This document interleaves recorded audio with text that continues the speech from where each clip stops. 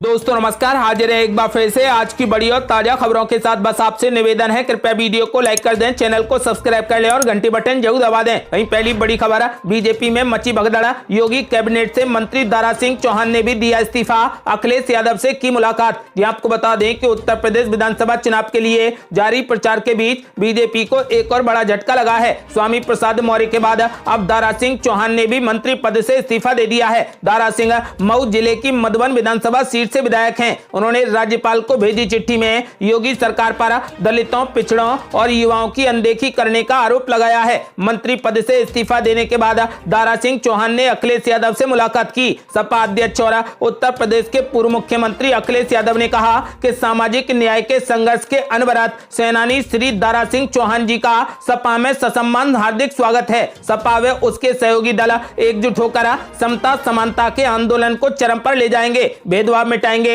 ये हमारा संकल्प है। सबको सम्मान देंगे और सबको स्थान देंगे। आपको बता दें कि अखिलेश यादव ने ऐलान कर दिया है कि इस बार बीजेपी का हारना निश्चित है और इस बार समाजवादी पार्टी की पूर्ण बहुमत की सरकार बनेगी। यदि आपका भी मानना है कि समाजवादी की सरकार बनेगी तो इस वीडियो को लाइक कर अपनी राय हमें कमेंट बॉक्स में जरूर दें। अगली बड़ी खबर, यूपी चुनाव में अखिलेश यादव की समाजवादी पार्टी के साथ मैदान में उतरेगी शरद पवार और ममता बनर्जी की पार्टी। यहां आपको बता दें कि उत्तर प्रदेश में इस बार का चुनाव काफी दिलचस्प होने जा रहा है। इस बार के चुनाव में अखिलेश यादव की समाजवादी पार्टी के साथ राष्ट्रवादी कांग्रेस पार्टी यानी एनसीपी और बंगाल की सत्ताधारी तृणमूल कांग्रेस पार्टी भी उतरने जा रही है। समाजवादी पार्टी एनसीपी के लिए बुलंदशहर की अनूप शहर और टीएमसी के लिए मिर्जापुर सीट छोड़ेगी। अनूप शहर से के शर्मा चुनाव लड़ेंगे, जबकि मिर्जापुर से ललितेश पति त्रिपाठी चुनावी मैदान में अपनी किस्मत आजमाएंगे। उधर योगी सरकार में मंत्री पद से इस्तीफा देने के बाद स्वामी प्रसाद मौर्य ने सपा में शामिल होने का ऐलान कर दिया है। स्वामी प्रसाद मौर्य ने कहा कि मैं 14 जनवरी को समाजवादी पार्टी में शामिल हो जाऊंगा। आपको बता दें कि यूपी में बीजेपी की मुश्किलें लगातार बढ़ती जा रही हैं। एक के बाद एक नेता इस्तीफा दे रहा है और जाकर समाजवादी पार्टी का दामन थाम रहा है। आपको बता दें कि यूपी में अब अखिलेश यादव की पार्टी काफी मजबूत हो गई है और यूपी में अब शरद पवार और ममता बनर्जी ने भी अखिलेश यादव को खुला समर्थन देने का ऐलान कर दिया है। अब देखना यह होगा कि 10 मार्च को किसकी सरकार बनेगी। आपका क्या मानना है? क्या इस बार अखिलेश यादव अपनी सरकार बनाने में कामयाब होंगे? अपनी राय हमें वीडियो लाइक कर कमेंट बॉक्स में जरूर दें।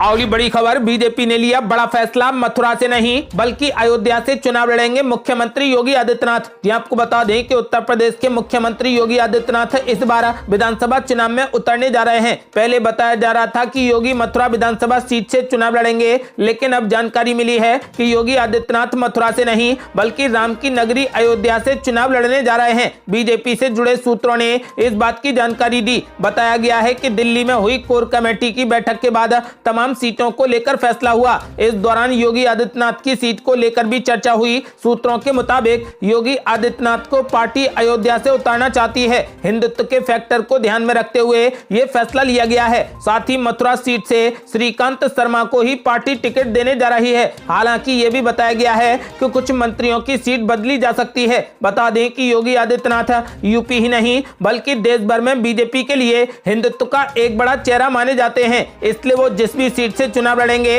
उसके कई तरीके के मायने होंगे। अगर अयोध्या सीट पर ही अंतिम मोहर लग जाती है तो बीजेपी को इससे कहीं ना कहीं पूरे चुनाव में फायदा मिलेगा। आपको बता दें कि अब यह लगभग निश्चित हो गया है कि मुख्यमंत्री योगी आदित्यनाथ मथुरा से नहीं बल्कि अयोध्या से चुनाव लड़ेंगे। अगली बड़ी खबर, जेडीयू ने कर दिया बड़ा ऐलान। बोले अगर पीएम मोदी और मुख्यमंत्री नीतीश कुमार यूपी में करेंगे प्रचार तो बीजेपी फिर से होगी 300 के पार। ये आपको बता दें कि जनता दल यूनाइटेड के प्रधान महासचिव केसी त्यागी ने उत्तर प्रदेश विधानसभा चुनाव के मद्देनजर कहा कि पहले चरण में जहां चुनाव होना है वहां जेडीयू ने दावा नहीं किया है। हमने मध्य और पूर्वी यूपी के लिए क्लेम किया है। आपको बता दें कि अपना दल और जेडीयू के बीच में कई सीटों पर समानता होने के सवाल पर केसी त्यागी ने कहा ये ना तो बीजेपी के लिए मुश्किल है, ना ही जेडीयू के लिए मुश्किल है और ना ही अपना दल के लिए मुश्किल है। त्यागी ने कहा कि पिछड़ों में बिखराव की ये प्रक्रिया समाजवादी पार्टी के लोगों ने शुरू की थी। प्रधानमंत्री नरेंद्र मोदी के बाद मुख्यमंत्री नीतीश कुमार सबसे प्रभाव वाले मुख्यमंत्री हैं जो उस कमी को पूरा कर सकते हैं। यदि दोनों नेता उत्तर प्रदेश में घूमेंगे तो हम 300 से अधिक सीटें जीतेंगे। आपको बता दें कि केसी त्यागी ने ऐलान कर दिया है कि अगर पीएम मोदी और मुख्यमंत्री नीतीश कुमार यूपी में प्रचार करेंगे तो बीजेपी फिर से 300 के पार होगी।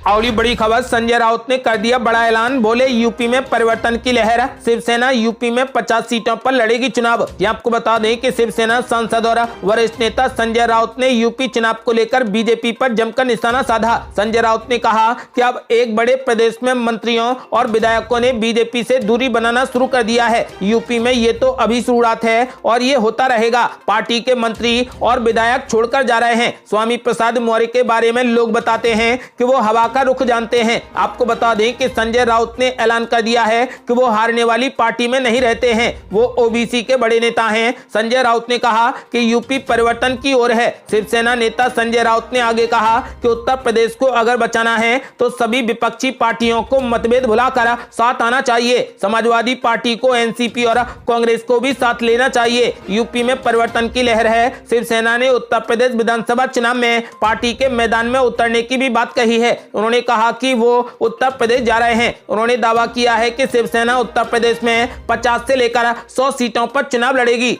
अगली बड़ी खबर, स्वामी प्रसाद मौर्य ने भाजपा पर बोला जोरदार हमला, बोले मेरा इस्तीफा भाजपा में भूचाल लाने के लिए काफी है। यह आपको बता दें कि यूपी चुनाव से एन पहले राज्य में मंत्री पद से इस्तीफा देने वाले स्वामी प्रसाद मौर्य ने योगी सरकार पर जमकर हमला बोला। उन्होंने कहा कि भाजपा में भूचाल लाने के लिए मेरा मंत्री पद से इस्तीफा देना ही काफी है। उन्होंने कहा कि मैंने अभी तक भाजपा से इस्तीफा नहीं दिया है और न ही समाजवादी पार्टी में शामिल हुआ हूं, लेकिन मैं जल्द ही भाजपा से इस्तीफा दे दूंगा। कैबिनेट से इस्तीफा देने के बाद ही भाजपा में भूचाल आ गया है। उन्होंने कहा कि आज कुंभकर्णी नींद सोने वाली भाजपा सरकार की नीतियों का विरोध करना सबसे बड़ी आवश्यकता थी। इसे मैंने पहले भी उचित प्लेटफॉर्म पर उठाया है। स्वामी प्रसाद मौर्य ने कहा कि मैंने भाजपा को अब रिजेक्ट कर दिया है। अब भाजपा में वापस लौटने का कोई सवाल ही नहीं है। मौर्य ने कहा कि मेरा इस्तीफा भाजपा को हिलाकर रख देगा। उन्होंने कहा कि सत्ता के उन्माद में चूर भाजपा के नेताओं ने मेरी बातों को तवज्जो नहीं दिया। आज मैंने जनता के हित को ध्यान में रखते हुए ये राजनीतिक फैसला लिया है। ये राजनीतिक फैसला भारतीय जनता पार्टी की सरकार के ताबूत की अंतिम कील साबित होगा। उन्होंने कहा कि मैं किस पार्टी में जाऊंगा इस पर अभी कोई फैसला नहीं हुआ है। आपको बता दें कि लेकिन चर्चा है कि वो 14 तारीख को समाजवादी पार्टी में शामिल हो जाएंगे। अगली बड़ी खबर, बीजेपी छोड़ने वाले नेताओं पर जमकर बरसे विनय कटियार, बोले मलाई मिलती नहीं दिख रही तो दल बदल रहे नेता। ये आपको बता दें कि यूपी में पहले श्रम मंत्री स्वामी प्रसाद मौर्य और उसके बाद वन मंत्री दारा सिंह चौहान बीजेपी को झटका देते हुए समाजवादी पार्टी की साइकिल पर सवार हो गए। उनका बीजेपी के कई और विधायकों के संपर्क में होने का दावा है। इसी बीच बीजेपी नेता विनय कटियार ने बड़ा बयान दिया है। अयोध्या में विनय कटियार ने कहा जो लालची थे वे ही भारतीय जनता पार्टी में आए थे। दुर्भाग्य है कि उनको मौका मिला, वो यहीं पले बड़े और अब दूसरे दल में चले गए। प्रदेश की राजनीति इस समय दल बदल रहे नेताओं की वजह से गर्मा गई है। ऐसे में नेताओं के राजनीति दलों को छोड़कर दूसरे दलों का दामन थामने का दौर कल से काफी तेज हो गया है। कई मंत्री और विधायक बीजेपी को छोड़कर सपा में चले गए। बीजेपी नेता विनय कटियार ने ऐसे नेताओं पर आरोप लगाते हुए कहा ये 5 सालों तक पार्टी में रहकर मलाई चाटने का काम कर रहे थे और अब उनको आगे पार्टी में मलाई नहीं मिलती दिख रही तो ये दल बदल रहे हैं। ये इनका स्वभाव है, ये आगामी दिनों में ऐसा ही करेंगे। इतना ही नहीं, बीजेपी नेता ने कहा ऐसे लोगों के जाने की वजह से पार्टी में तेज तर्रार और नौजवानों को मौका मिलेगा। ये वो लोग हैं जिन्होंने 5 साल तक अपने विधानसभा में कोई भी काम नहीं किया, अब सत्ता का फायदा उठाने के लिए वो दल बदल रहे हैं। अगली बड़ी खबर, यूपी चुनाव से पहले बीजेपी को लगा एक और बड़ा झटका, अब इस नेता ने दिया इस्तीफा। ये आपको बता दें कि जसवंत नगर विधानसभा से शिवपाल सिंह के खिलाफ 2 बार चुनाव लड़ चुके मनीष यादव ने बीजेपी से इस्तीफा दे दिया है। मनीष यादव ने कहा कि स्वामी प्रसाद मेरे गुरु हैं, उनके इशारे पर ही मैंने बीजेपी छोड़ी है। हम सब 14 जनवरी को सपा ज्वाइन करेंगे, अखिलेश यादव के साथ मिलकर प्रदेश से बीजेपी को हटाने का काम करेंगे। मनीष यादव एक जमाने से समाजवादी पार्टी के विरोधी माने जाते रहे हैं। साल 2012 में मनीष यादव ने समाजवादी पार्टी का गढ़ माने जाने वाले जसवंत नगर विधानसभा सीट से शिवपाल सिंह के खिलाफ बहुजन समाज पार्टी से चुनाव लड़ा था। वहीं साल 2017 में जब स्वामी प्रसाद मौर्य बसपा छोड़ बीजेपी में शामिल हुए तो साथ में मनीष यादव अपने गुरु स्वामी प्रसाद मौर्य के साथ बीजेपी में शामिल हो गए और अब उन्होंने बीजेपी को भी छोड़ दिया है।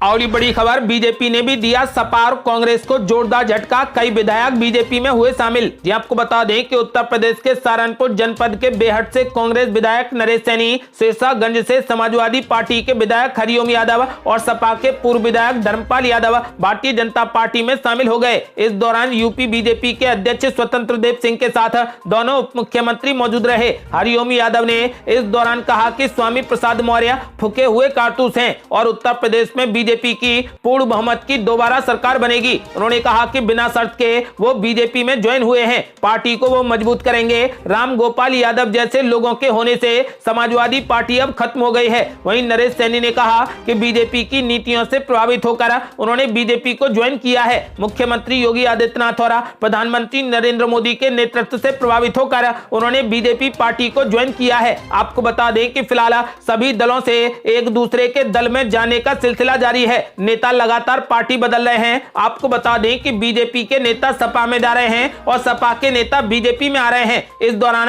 दल बदल का सिलसिला लगातार जारी है। पिछले 2 से 3 दिनों से कई नेता एक दूसरी पार्टी को छोड़कर एक दूसरी पार्टी में जा रहे हैं, क्योंकि यूपी का चुनाव बेहद रोमांचक होने वाला है। इस बार बीजेपी की सरकार बनेगी या फिर समाजवादी पार्टी की सरकार बनेगी? अपनी राय हमें वीडियो लाइक कर कमेंट बॉक्स में जरूर दें। और बड़ी खबर, संयुक्त किसान मोर्चा ने जारी की उम्मीदवारों की पहली लिस्ट, राज्यपाल समराला से लड़ेंगे चुनाव। आपको बता दें कि किसान आंदोलन से राजनीतिक पार्टी बनाने वाले संयुक्त समाज मोर्चा ने विधानसभा चुनाव के लिए उम्मीदवारों की पहली लिस्ट जारी कर दी है। संयुक्त किसान मोर्चा के मुखिया बलबीर सिंह राजेवाला पंजाब की समराला विधानसभा सीट से चुनाव लड़ेंगे। किसान नेता रल्दू सिंह मनसा को हालांकि उम्मीदवारों की पहली लिस्ट में जगह नहीं मिली है। संयुक्त समाज मोर्चा की ओर से अपनी पहली लिस्ट में 10 उम्मीदवारों के नाम की घोषणा की गई है। संयुक्त समाज मोर्चा की ओर से जारी बयान के मुताबिक बलबीर सिंह राजेवाला समराला से संयुक्त किसान मोर्चा के उम्मीदवार होंगे। संयुक्त समाज मोर्चा ने आम आदमी पार्टी के साथ गठबंधन को लेकर बातचीत फेल होने के बाद ही ऐलान कर दिया था कि उम्मीदवारों की पहली लिस्ट जल्द जारी की जाएगी। संयुक्त किसान मोर्चा ने किसान आंदोलन का प्रमुख चेहरा रहे गुरनाम सिंह चड़ूनी के साथ गठबंधन का विकल्प अभी खुला रखा है। गुरनाम सिंह चड़ूनी ने पंजाब विधानसभा चुनाव के लिए संयुक्त संघर्ष पार्टी बनाई है। गुरनाम सिंह चड़ूनी और संयुक्त समाज मोर्चा के बीच में इस हफ्ते के अंत तक गठबंधन को लेकर सहमति बन जाएगी और अगली लिस्ट दोनों मिलकर जारी करेंगे। और ये बड़ी खबर है, अखिलेश यादव किस पार्टी को देंगे कितनी सीटें, बैठक में सीट शेयरिंग का फॉर्मूला हुआ तैयार। ये आपको बता दें कि उत्तर प्रदेश में आगामी विधानसभा चुनाव के मद्देनजर समाजवादी पार्टी और उनके सहयोगियों के बीच में सीट शेयरिंग का फॉर्मूला तय हो गया है। हालांकि अभी तक कोई भी इसका आधिकारिक ऐलान नहीं किया गया है। सूत्रों से मिली जानकारी के अनुसार सपा के राष्ट्रीय अध्यक्ष अखिलेश यादव के साथ हुई बैठक में ओम प्रकाश राजभर की अगुवाई वाले सुभाष पाक को 8 सीटें, शिवपाल यादव की प्रसपा को 6 सीटें, केशव देव मौर्य के महान दल को 3 सीटें, संजय चौहान की जनवादी पार्टी को 3 सीटें मिल सकती हैं। वहीं राष्ट्रीय लोकदल को 25 से 30 सीटें मिलने का अनुमान है। सूत्रों का दावा है कि बैठक में टीएमसी और एनसीपी को 1 सीटें देने पर फैसला हुआ है। आपको बता दें कि फिलहाल अखिलेश यादव ने ऐलान कर दिया है कि इस बार उत्तर प्रदेश में 400 सीटों के साथ पूर्ण बहुमत की सरकार बनाएंगे। आपको बता दें कि सभी दल बीजेपी को सत्ता से बाहर करने के लिए अब एकजुट हो गए हैं और आज अखिलेश यादव ने सीट शेयरिंग का फॉर्मूला भी तैयार कर लिया है और इसका आधिकारिक ऐलान वो जल्द ही करेंगे। और बड़ी खबर, चुनाव से पहले बसपा को लगा जोरदार झटका, पूर्व जिलाध्यक्ष समेत सैकड़ों कार्यकर्ता बीजेपी में हुए शामिल। आपको बता दें कि यूपी विधानसभा को लेकर चुनाव आयोग ने गाइडलाइंस जारी कर दी हैं। चुनाव की घोषणा के बाद नेता अपना दमखम दिखाने में जुटे हैं। पूरनपुर विधानसभा क्षेत्र से बीजेपी विधायक बाबूराम पासवान ने एक निजी बैंक्वेट हॉल में कार्यकर्ताओं को इकट्ठा किया। बसपा नेताओं को सम्मानित करा। बसपा के पूर्व जिलाध्यक्ष व बरेली मंडल के कोऑर्डिनेटर सहित सैकड़ों की संख्या में बसपा कार्यकर्ताओं को बीजेपी में शामिल कराया। पासवान ने 2022 में एक बार फिर बीजेपी सरकार बनाने का दावा किया है। आपको बता दें कि बीजेपी विधायक बाबूराम पासवान ने बताया कि वर्षों से बीएसपी में काम करने के बाद भी उन्हें सम्मान नहीं मिला। सम्मान न मिलने पर बीजेपी सरकार के सबका साथ सबका विकास का नारा साथ में लेते हुए सैकड़ों की संख्या में बसपा छोड़कर आए कार्यकर्ताओं को बीजेपी में शामिल करा दिया।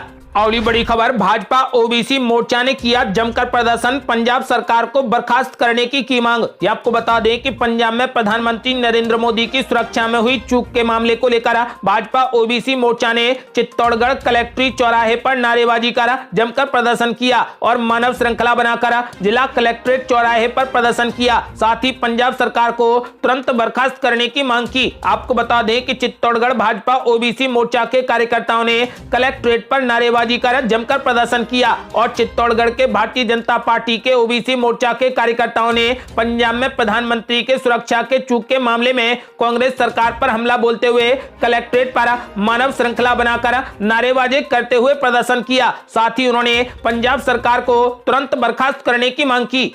अगली बड़ी खबर, चुनाव से पहले कांग्रेस पार्टी ने पूर्व प्रदेश अध्यक्ष किशोर उपाध्याय को पार्टी के सभी पदों से किया बर्खास्त। जी आपको बता दें कि उत्तराखंड कांग्रेस के पूर्व प्रदेश अध्यक्ष किशोर उपाध्याय को पार्टी ने सभी पदों से हटा दिया है। पार्टी ने उनके खिलाफ सख्त एक्शन की बात कही है। किशोर उपाध्याय पर पार्टी विरोधी गतिविधियों का आरोप लगा था, जिसके बाद पार्टी ने बड़ा कदम उठाया है। हाल ही में उन्होंने बीजेपी की प्रदेश इकाई के वरिष्ठ नेताओं से मुलाकात की थी। उसके बाद अटकलें लगाई जा रही थी कि वे बीजेपी में शामिल हो सकते हैं। ये मुलाकात प्रदेश बीजेपी के संगठन महासचिव अजय कुमार के आवास पर हुई थी, जिसमें भगवा पार्टी के चुनाव प्रभारी प्रहलाद जोशी भी मौजूद थे। हालांकि बाद में उन्होंने इस बात को खारिज कर दिया था। उन्होंने लोगों से ऐसी अफवाहों पर ध्यान न देने की अपील की थी। आपको बता दें कि अब उत्तराखंड कांग्रेस के पूर्व प्रदेश अध्यक्ष किशोर उपाध्याय को कांग्रेस पार्टी ने सभी पदों से बर्खास्त कर दिया है। अगली बड़ी खबर, भाजपा ने भी फाइनल किए पहले 2 चरणों के टिकट, 15 जनवरी के बाद जारी होगी सूची। ये आपको बता दें कि उत्तर प्रदेश विधानसभा चुनाव 2022 को लेकर राजधानी दिल्ली में भारतीय जनता पार्टी की 2 दिनों से चल रही केंद्रीय चुनाव समिति की बैठक में पहले 3 चरणों के लिए टिकटों की सूची को अंतिम रूप दे दिया गया है। भाजपा सूत्रों की माने तो 300 से ज्यादा सीटों की तैयारी के बाद अब 175 उम्मीदवारों की सूची तय कर ली गई है। भाजपा केंद्रीय चुनाव समिति की बैठक आज भी जारी रहेगी, जिसमें पंजाब, गोवा, उत्तराखंड और मणिपुर में प्रत्याशियों के चयन को लेकर चर्चा होगी। पहले 2 चरणों के लिए 120 के करीब टिकट फाइनल किए जा चुके हैं। इनमें करीब 18 से 20 मौजूदा विधायकों के टिकट काटे जाने की बात सामने आ रही है। भाजपा टिकटों की पहली सूची 15 जनवरी के बाद जारी करेगी। गौरतलब है कि पहले 2 चरणों में पश्चिमी उत्तर प्रदेश की विधानसभा सीटों पर मतदान होना है। पश्चिमी उत्तर प्रदेश में इस बार मुकाबला काफी दिलचस्प होने जा रहा है, क्योंकि रालोद और समाजवादी पार्टी गठबंधन में चुनाव लड़ेंगी। वहीं मुख्यमंत्री योगी आदित्यनाथ के अयोध्या से चुनाव लड़ने की पूरी संभावना है। ये थी अब तक की बेहद बड़ी खबरें। यदि आप भी चाहते हैं कि भारत जल्द से जल्द कोविड मुक्त हो जाए तो इस वीडियो को लाइक कर अपनी राय हमें कमेंट बॉक्स में जरूर दें। यदि आपने अभी तक हमारे चैनल को सब्सक्राइब नहीं किया है तो कृपया चैनल को सब्सक्राइब कर घंटी बटन जरूर दबा दें। जल्दी मिलते हैं बड़ी अपडेट के साथ, तब तक के लिए जय हिंद, जय भारत।